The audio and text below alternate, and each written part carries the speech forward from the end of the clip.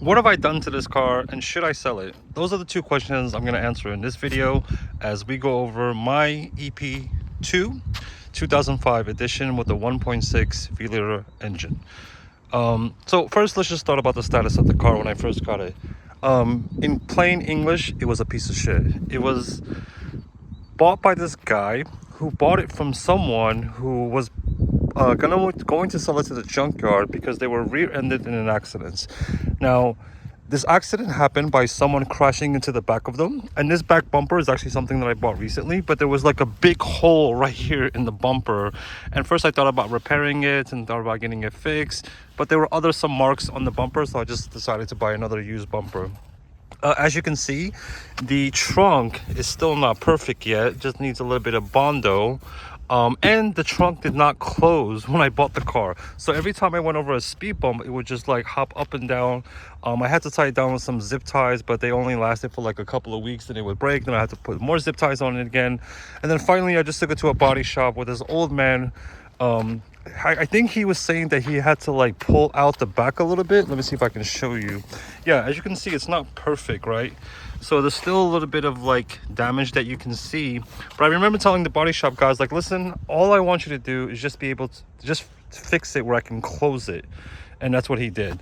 As you can see, the bumper that I bought didn't have these caps, so I actually had to buy them. They're really super hard to find. And the only guy I was able to find that had one only had this color and only one of them, so I was like, okay, I'll just paint it black later on. As you can see, the side doesn't have one. There was another guy who was supposed to sell me his, but he never did, and here we are. As you can see, like, there's still a little bit of trunk damage to the trunk. Yeah, but the most important thing, it closes. I had to pay the guy like almost 200 euros to fix that, and I was really kind of skeptical because I was like, okay, it's probably not going to close and open all the time. But I swear to God, ever since he repaired it, it has closed and opened every single time without failure. So he did an amazing job. The other thing that was wrong with this car was that the whole pipe, the exhaust mid section, like underneath the passenger seats and the driver's seats right here, it was complete garbage. There was holes all over the place. The thing was tied together with like not zip ties, but like pipe clampers, I think they're called. And it was like the ones that you have for your home, like for some piping system. It was such a terrible job. I remember actually when I bought this car and I took it to my mechanic to have a look at it and see like how much it would cost to fix everything. I think he quoted me at like 1,000 euros. And I remember he described this car in one word, and he was just like, catastrophic. This car is just a catastrophic mess. And I was like, hey, kind of hurt my feelings because I bought this car to repair it and to restore it, which I'm really proud that I was able to do that. And I thought I did a pretty good job of doing that so far. So just imagine driving this car and you go over in a speed bump. First you hear the trunk opening and closing, and then the exhaust scraping on the floor, and the exhaust having like a terrible sound throughout the whole drive of any time you're driving this car. So yeah, it was really an embarrassing car to drive. Even my partner was embarrassed to get in the car with me, and yeah, I'm really proud that I got it this far and made it to this part as it is right now. So just want to look at the interior now a little bit and go over what's going on in the interior. So in the interior, I was able to modify it a little bit. As you can see, I have a Momo steering wheel, which is with a quick release, which is really cool in case you need to like work on some part of your car. You can have like easy access, and it's just really nice to have that. These buttons, sorry, obviously difficult to do this one hand. These buttons, I was planning to have them hooked up to my horn, but now they're just like more of a fidget toy for me, because then I realized after I put the quick release, like, oh, but these wires will be right here, and then I'll have to disconnect them every time I disconnected my steering wheel. So I just put the horn button right there. As you can see, this is the horn button, and there it is. This is also a little addition modification that I did, which is just a Momo clock. It works really well because when I bought the car, the interior lights were just a fucking nightmare. I don't know how the other way to say it. These lights didn't even work. So I had to take these out, and these bulbs for these lights are incredibly small and incredibly difficult to find. And they're expensive. So what I just did is I just bought this whole console on the internet for like the same price I could have bought just the bulbs, and then I just have like, now I have these extra knobs sitting in my garage somewhere. These lights also do not work. They used to work, but the bulbs went out, and I tried to replace the bulbs, but the bulbs that I bought were really cheap, and then they lasted for like a month, and now I just need to buy new bulbs for them and install them. Another thing that's really annoying about this car, for some reason, these aftermarket brackets, they're like impossible to, I bought like 3 of them and none of them fit perfectly for some reason. There's always like a section that is like popping out. As you can see right here, it doesn't fit like really perfectly. Everyone on the internet just says like you gotta like trim this a little bit, cut it out a little bit, but I've just been like really unsure about doing that, so I've never done that. Another thing I added was like this little carbon cover for the climate control sensor, I think this is. Yeah, correct me if I'm not in the comments section. Another thing that I did was that if you know the EP6, I'm sorry, the EP2, which is sold in Europe and not sold in the United States, these actually come with a white gauge cluster, which is for the EP2 model. The only difference, besides this being white face and this is being a black face, is that this also has a temperature sensor on the EP2 gauge cluster. This one doesn't. So that was one drawback of me changing it. But another reason, the reason why I changed this, not only because it was really cheap, but because the previous one, it was just like a freaking nightmare, because the lights would only like show up on half of the section. So at night, I couldn't see anything on this side of the gauge cluster. I wanted to keep the white one because I was like, okay, it's not bad, it's nice, it's sporty a little bit. So I tried to change the bulbs, but again, with these little tiny fucking bulbs, I don't know why they're so expensive on the internet, especially for good quality ones. You can get like cheap ones, and they're also actually not really that cheap, to be honest. But again, for the same price, I could have bought the bulbs, like good quality original ones. It was the same price I bought a used gauge cluster. Another thing about changing the gauge cluster, I didn't know that your mileage or odometer would not transfer from the old one to the previous one. I just assumed that it would transfer because it's digital. So actually, when I went to my inspection the second time around, the guy was like, hey, you need to register this, that you changed this, because it needs to be registered in Poland. And I was like, okay. He was really nice about it. Like, he didn't like approach me as like, oh, you're trying to cheat the system and trying to show your car has less mileage than it does, because the original one, or this car, actually has like 290,000 kilometers. This one says it only has like 100 and where's the keys? Oh, it only says like it has 180. Yeah, 180. Oh, turn the signal. Okay. So another thing that I did, which is kind of with the interior or exterior, is actually this key, because when I bought this car, it only had this key, and I really like keyless entry and keyless, access to your trunk. So I actually had to find the original key and get it programmed. Luckily, I was able to program it myself, just because it's easy to do and learn how to do that from a YouTube video. But the key was like 150 euros, which was super annoying, because I'm just like, I was searching for the key for like years, and finally I just gave up and I was like, okay, I just gotta buy this. Yeah, so going back to the other parts of the interior, I hated the rubber boot, so I bought this leather one, which has like red stitching, which I thought goes really nice with the car, so I bought that. I also got a new shift knob, which has a nice weight to it. I like it. It's small, it's a nice grip. I wish it was a little bit bigger, but it's not that big at the end of the day, I also have a short shifter installed, which is really nice, because before I had the short shifter, the shifting angles felt really loose, and it felt like a really 20-year-old car. But my biggest satisfaction was when I put the short shifter on. Yeah, it made the shifting a little bit shorter, but overall it just made the shifting feel a lot more newer or stiffer, if that makes any sense. But yeah, definitely it feels a lot nicer now. Like, you see, before it was just like you were kind of second guessing whenever you put it in the gear. So yeah, a little bit of that. Also, these carbon fiber trims. I wasn't a person who's a really big fan of carbon fiber, but after I put it on my partner's car, I was like, wow, actually it does look really nice. Now I understand why so many people are into it. So I did get into a little bit of a carbon fiber addiction, as you can say. I also went on and bought these. These actually turned out a lot better than I thought they were gonna look. I think they look really nice. I love the way they look, and yeah, I did that for both sides, as you can see. These things are, again, super annoying because they're supposed to be like this silverish color, but to find the right paint for that to match perfectly was really difficult. So I ended up just going with matte black. So I took these off. I tried to buy used ones on the internet, but all of them were in the same condition, which was the grayish trimming. So I just went and bought, I didn't want to do glossy black because I thought the glossy black wouldn't look right with this type of black. So I just painted it matte black.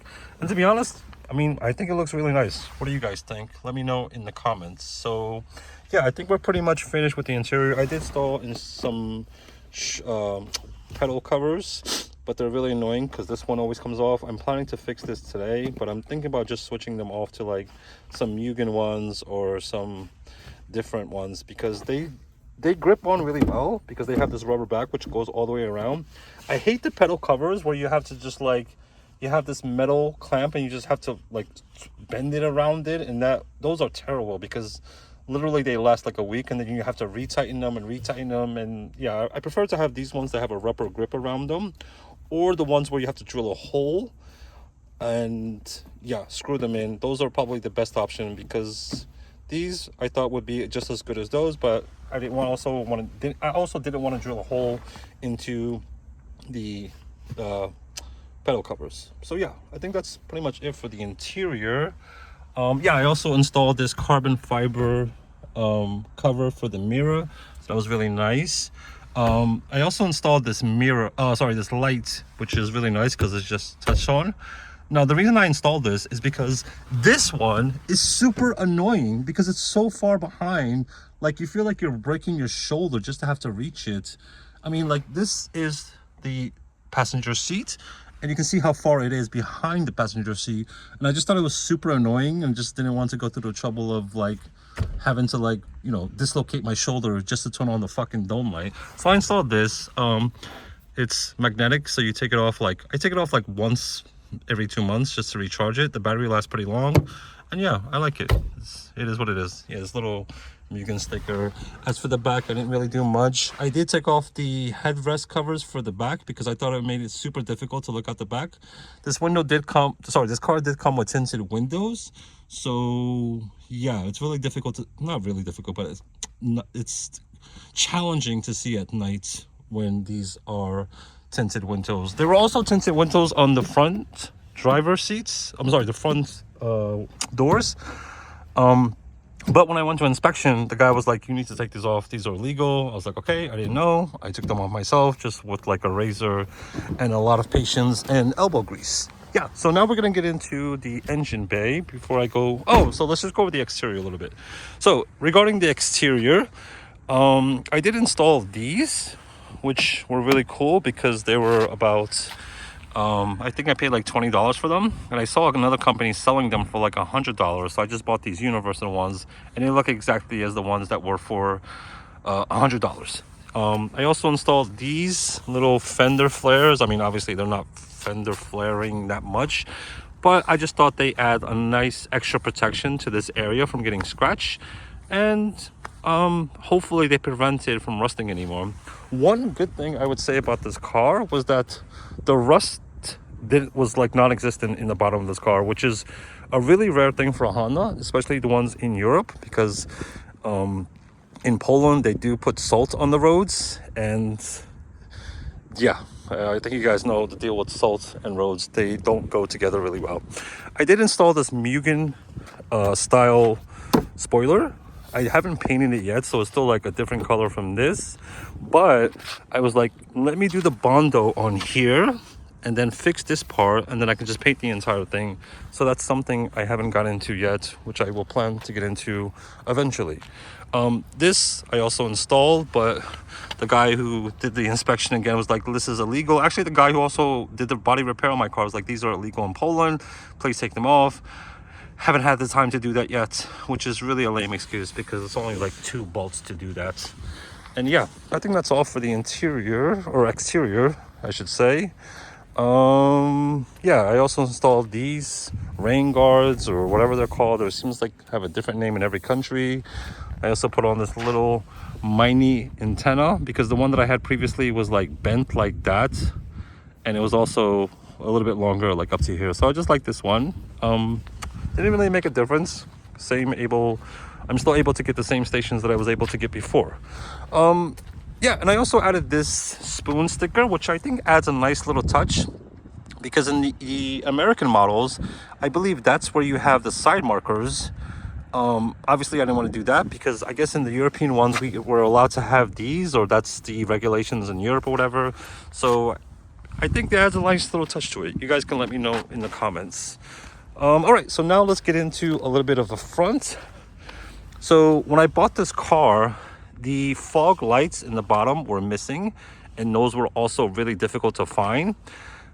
I think I had to pay like $60 for them, but for some reason the connectors that came with these fog lights weren't the same as the ones from the OEM connectors, so I wasn't able to hook them up, and that's something that I want to do eventually. And yeah, I also bought a new grille cover, this entire piece, for my model because I think they are different. So the ones that I have only fit the 2004 and 2005.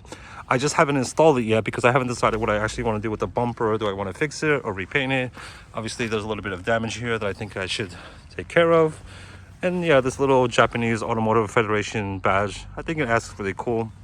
I've never seen a Honda Civic of this generation with that type of badge, or actually in a badge. So I think it makes my car a little bit unique, and I like that. So let's just go into the engine bay.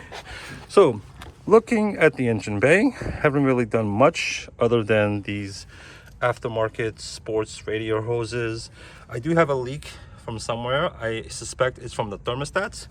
I took off the heat shield just because I thought it would add a little bit more flow and give it a little bit more horsepower. I also added these heat resistance exhaust manifold hoses. I did the aftermarket short ram intake. I think that was the biggest difference in terms of the sound of the car and the performance of the car. I really noticed a huge like maybe like 3 or 5 horsepower difference, but really cool, nice sound.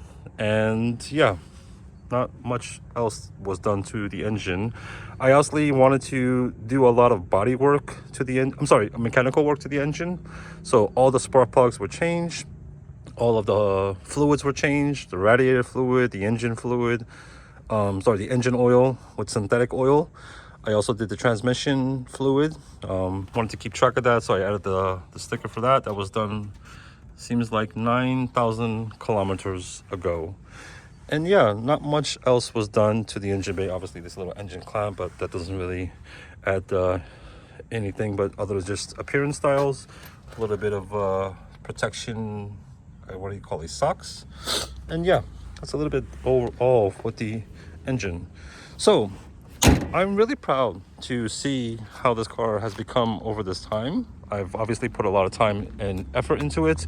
So some of the things I'm thinking about doing, and I actually already got the parts for these, is lowering springs. I bought those. I just need to set up a time. I actually did set up a time with my mechanic. It's going to be like in 3 or 4 days, and he's going to install them. But yeah, the big question is, I'm having a lot of interest for this car. A lot of people want me to sell this car as it is. I'm not too sure if I should sell it because, you know, I feel really proud of this car. You know, when I bought it, the guy who bought it from a lady who was planning to sell it to the junkyard. He bought it off of her. And in Poland, if you buy a car, you have 30 days to register it.